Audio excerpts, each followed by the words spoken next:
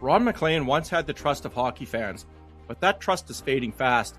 After years of controversy, many wonder if he can ever win them back.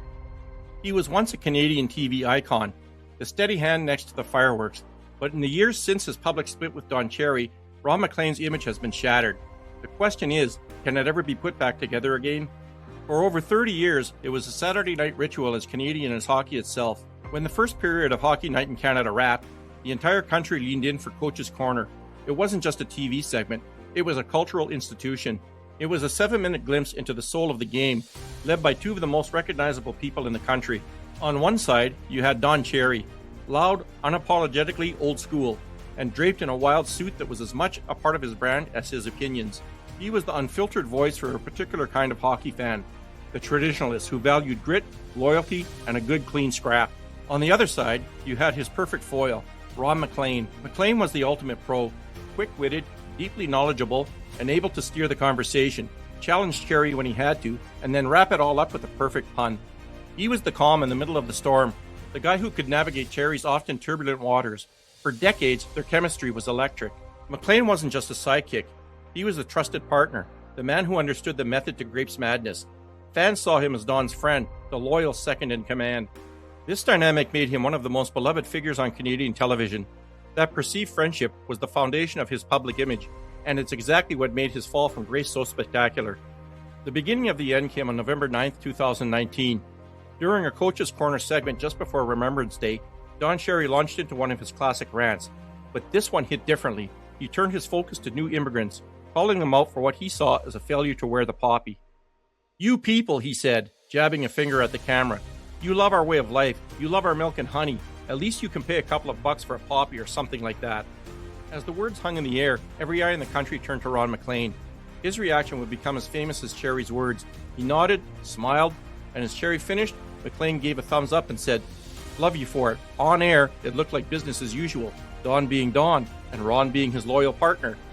But the public reaction was a firestorm. The phrase, "you people," was slammed as divisive and xenophobic. The backlash was so intense that the broadcaster, Sportsnet, couldn't ignore it. Within 48 hours, Don Cherry was fired from Hockey Night in Canada after nearly 4 decades. This is where Ron McLean's public image started to crack. The following weekend, McLean appeared on camera alone and delivered a prepared apology. He called Cherry's comments hurtful and prejudiced, and expressed deep regret for his own role. "I wish I had handled myself differently," he said. "It was a divisive moment, and I am distraught with myself for allowing it. I know we failed you." For many, this was a necessary and moral stand against bigotry. McLean was doing the right thing, standing with an inclusive, modern Canada, even if it meant condemning his longtime partner. But for a vast, loyal part of the audience, it was a shocking act of betrayal. The backlash against McLean was almost as fierce as the one against Cherry. To millions of fans, the timeline was damning. On Saturday, he gave a thumbs up. By the following weekend, he was throwing his 38-year partner under the bus to save his own job. The words Judas started trending. He was no longer seen as the loyal friend, but as a company man who caved to corporate pressure. This perception that McLean chose his career over his friend was devastating. The hockey culture that Cherry celebrated is built on loyalty. You stick up for your teammates, no matter what. In the court of public opinion, McLean had broken that sacred rule. He had nodded along, and when the pressure mounted, he didn't just step aside, he helped show Cherry the door. In the years after, McLean's on-air presence felt different. The easy confidence was often replaced by awkwardness, a habit of rambling into strange anecdotes of poetry that left viewers confused. Every stumble was now seen through the lens of that 2019 betrayal. Public opinion, once so positive, was now split right down the middle. He had become a polarizing figure, a living reminder of the messy divorce that ended a Canadian TV dynasty. The damage was done, but McLean seemed to think that with enough time, the wound might heal.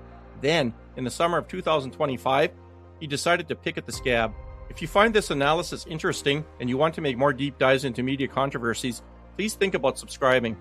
In a July 2025 interview with Gary Joyce, a writer for Sportsnet, McLean didn't just revisit Poppygate, he tried to rewrite it altogether.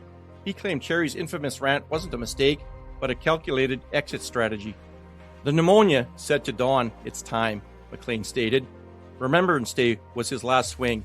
It was liberating. Don needed out. He tried to frame the whole thing as a win-win. Cherry got to leave on his own terms, and McLean got to take a moral high ground. The attack on immigrants was improper. It goes against my ethics, he explained. before adding that the situation allowed Don to get out gracefully. If McLean thought this new story would clear his name, he was catastrophically wrong. The comments were seen as a self-serving attempt to reframe his betrayal as an act of mercy. He wasn't just abandoning his friend, he was now painting him as a frail old man, too weak to keep going, who had to manipulate his own firing. This didn't just poke an old wound, it poured salt in it. The response was swift and brutal, and it came from hockey royalty. Bobby Orr, the legendary defenseman whom Cherry had coached in Boston, released a blistering public statement aimed directly at McLean, suggesting Don Cherry used encouraging people to wear poppies on Remembrance Day as an exit strategy and revealing he had pneumonia. I have only one thing to say to you, Ron McLean. Shame on you. The condemnation from an icon like Orr was a massive blow, and then came the response from the man himself. Speaking to Joe Warmington of the Toronto Sun, a now 91-year-old Don Cherry voiced his shock and disappointment. "No, I wasn't looking for a way out," Cherry said. "I was surprised. I never even thought of that." He said he was very disappointed that McLean would bring it all up 6 years later. When asked about the relationship, Cherry's words were ice cold and final. "I have no feelings toward Ron," he stated, adding that while he could personally move on, McLean was no longer welcome in his house. Why? The wife doesn't like it. The picture was now complete. McLean, his image already tarnished, now looked like a man desperately trying to spin a story, even at the expense of his former friend's dignity. Cherry, in contrast, came off as hurt but dignified. He didn't need to sling mud. His friends, like Orr, were doing it for him, and their words carried the weight of decades of loyalty, the very thing McLean was now accused of lacking. On the surface, this is a story about two guys and a friendship destroyed by controversy. But the reason it cuts so deep, and the reason McLean's image might be permanently damaged, is because it taps into something much bigger. The Cherry and McLean feud has become a proxy war for Canada's ongoing culture clashes. To his supporters, Don Cherry represents a traditional, patriotic Canada, a world of old-school values they feel is being erased by woke corporations and progressive groupthink. They see his firing as cancel culture run wild. In their eyes, McLean isn't just a disloyal friend, he's an agent of that change, a man who sided with the corporate progressives against a Canadian icon. On the other hand, those who back McLean's apology see Cherry's comments as truly bigoted and believe McLean's actions were a brave and necessary ethical stand. For them, McLean represents a more modern, inclusive Canada, and what he did was a rejection of an outdated, harmful worldview. There's really no middle ground here. The feud perfectly mirrors the country's cultural divide, hardening opinions on both sides. McLean is trapped in the crossfire, and every time he talks about it, he reinforces the battle lines. So, why might Ron McLean never win back his fans? Because for a massive chunk of the Canadian public, his legacy is no longer about 30 years of polished broadcasting. It's defined by a thumbs up, followed by an apology. It's defined by the perception of betrayal, of choosing a paycheck over a partnership. His attempt in 2025 to rewrite history only made things worse, cementing his image not as a steady hand, but as a spin doctor. His credibility was built on trust and familiarity, but for many, that trust is broken. For those who stand with Cherry, McLean will always be the man who turned his back on a friend. For those who don't, his initial on-air nod will forever cast a shadow on his later moral stance. He's caught between two irreconcilable stories, and in a way, he's the villain in both. Without a full-throated apology to Cherry, it's almost impossible to see how he can reclaim the affection of the fans he lost. That ship has likely sailed, leaving a once-beloved icon adrift. But what do you think? Is there any way back for Ron McLean? Or is this a legacy he can't escape? Let me know in the comments.